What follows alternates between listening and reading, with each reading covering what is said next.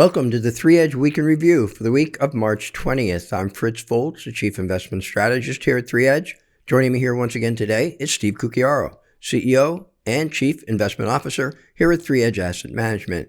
This week, Steve and I will discuss a term known as financial disintermediation, which describes a situation where one is basically able to invest directly without the need for a bank or a broker.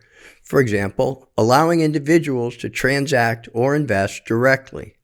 And this is the new world that investors find themselves in today, where, for example, it's possible to invest in a risk-free 3-month U.S. Treasury bill and earn a yield of 4.50%, which begs the question, with such uncertainty across the banking sector, why would someone potentially leave their money in a bank or invest in risky stocks when they can earn 4.5% with a risk-free treasury?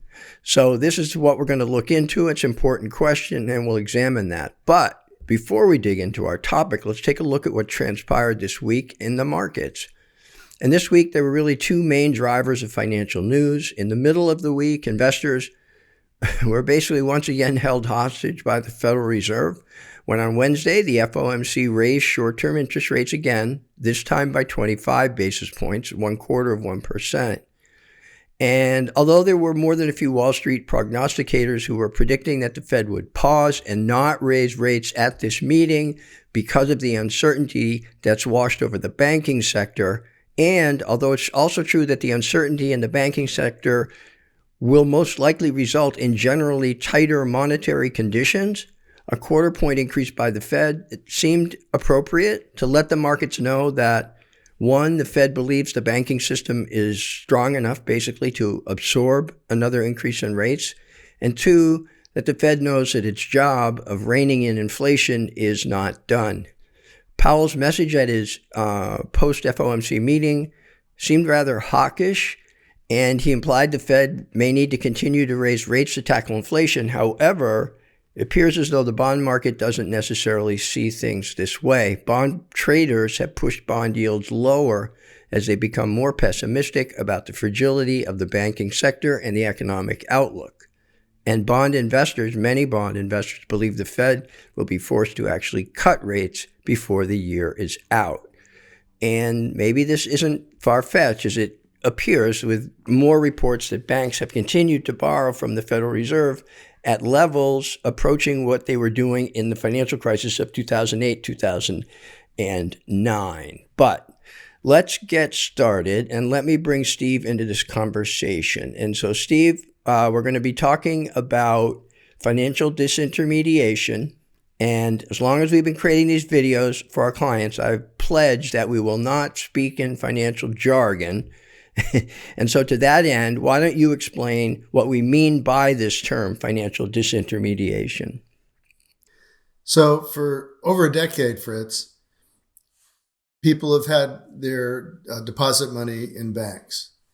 And banks have been, for over this decade, paying them almost 0% interest for the depositors' money. And then the banks take that money and they lend it at higher interest rates to make a profit.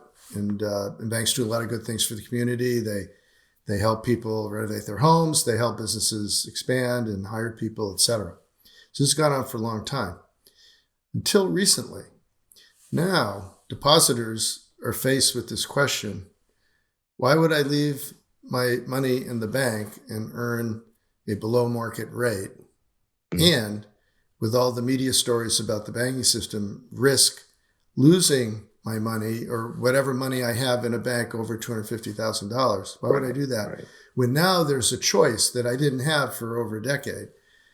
Ever since the Federal Reserve Board, almost a year ago, started raising rates, the federal funds rate went from near zero all the way to between 4.75% and 5%, and Treasury bills yields have followed the Fed funds rate upward, higher and higher.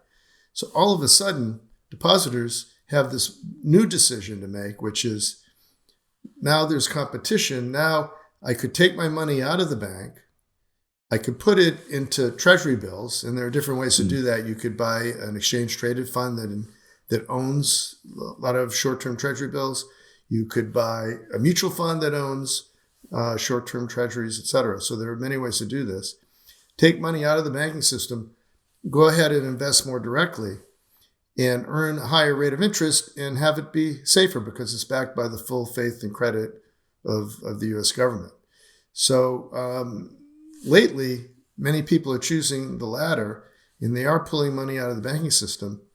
And this is what we call financial disintermediation. They're switching from one practice over to another. And the reason why this is a problem is that banks depend on those depositor funds to stay right where they are because they're basing all their lending and their ability to make profits on that amount.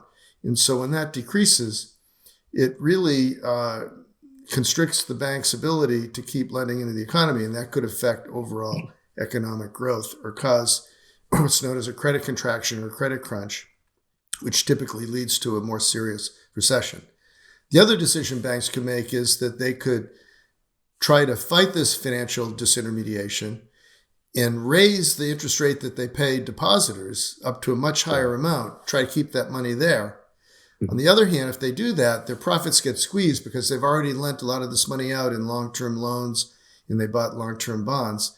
And they would end up paying more for the money that they're taking into the bank than they receive for the money they're lending out.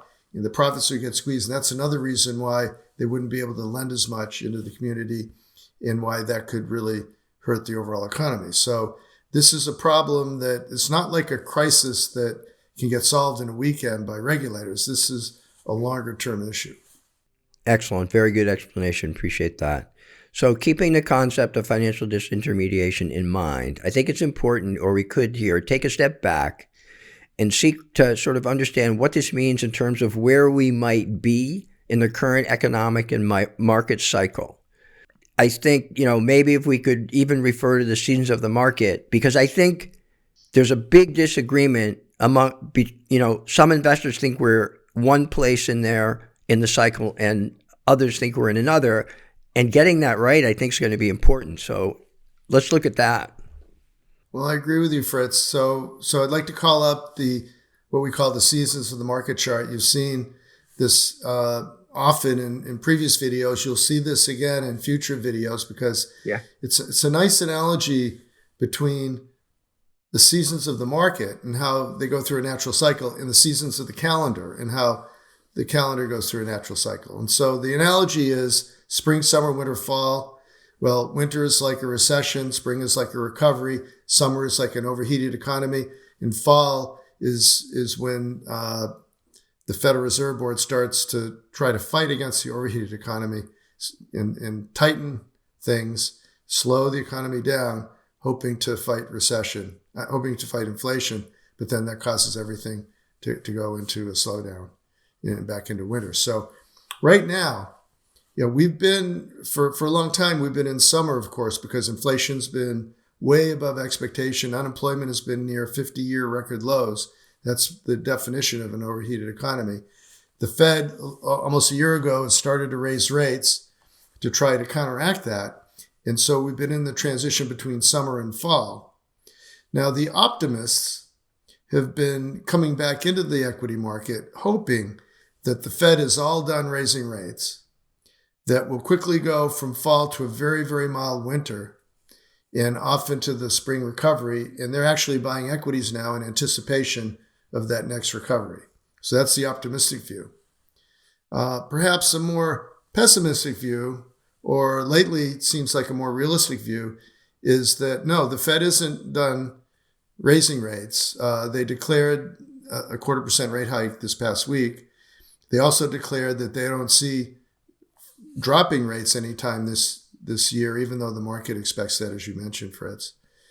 And the problem is with some of the banking system issues and with the yield curve being so inverted, we might not get off so lightly. We might have a typical hard landing, which means a more serious recession when we finally get into winter. So this might take a lot longer to go through. Also, if the problems I mentioned in the banking system, which include a future potential problem, which is commercial real estate. So many of the banks have lent to commercial real estate, and commercial real estate is highly dependent on interest rates. And so there are a lot of people speculating that there are going to be more problems for banks in the near future because they lent so much to commercial real estate. This could all cause a more serious credit contraction in a more serious, longer-lasting fall season, so to speak. And then this could lead to an even bigger downturn in the winter. So we remain cautious. Excellent. Okay, so as always, my final question is based on what we've talked about here today. How should investors think about their portfolios now? So I think that for those that are more pessimistic, there might be a tendency just want to pull everything and put it into all short-term U.S. Treasuries. Now, we do own U.S. Treasuries as part of our overall portfolios, as part of an asset allocation. And the reason why I like them is that if we do have a big downturn in the economy and we do have another bear market leg to go through, and we find stock prices quite a bit lower in the future, then all those treasuries act as dry powder and allow an investor to buy back into the market at a much lower price while other people are forced to sell. And by buying in that lower price, the chances of making a good return over the subsequent several years are much, much higher. So we think that's an important part of an asset allocation, but we don't think that's the entire asset allocation because there's so many other scenarios that can unfold. For instance, as people worry about the Fed not being able to continue to fight inflation because of all these banking system problems, gold has been really climbing quite strongly. Yeah. And it is near an all-time high right now. And so we've been advocating always holding some gold in portfolios. We have gold as part of the allocation in 3Edge portfolios. That's added a very nice complement and helps protect investors in a way that Treasury bills or other investments couldn't. We also advocate TIPS, Treasury Inflation Protected Securities, because you can lock in a rate of return over and above inflation. If you hold all of your money in Treasury bills, chances are very slim that over time, you'll be able to earn much at all over and above inflation. And that's really the goal of a long-term investor. So we will still advocate an extremely diversified portfolio, including many asset classes. But for the cash component, we do favor the treasuries. Excellent. Very good. Great explanation. And thank you for your insight. I think this is an important topic because I think getting this right in terms of where we are in this economic and market cycle is going to be important in terms of being a successful investor going forward from here. So thank you. So that will do it for Steve and me for this week. As a reminder, all our videos are always available on our 3Edge YouTube channel. You just go to YouTube, type in 3Edge, and they will appear there. In addition, all our written commentaries and our videos are also available on our website, and that is 3edgeam.com. And so, until next time, on behalf of Steve and everyone here at 3Edge, thanks for listening.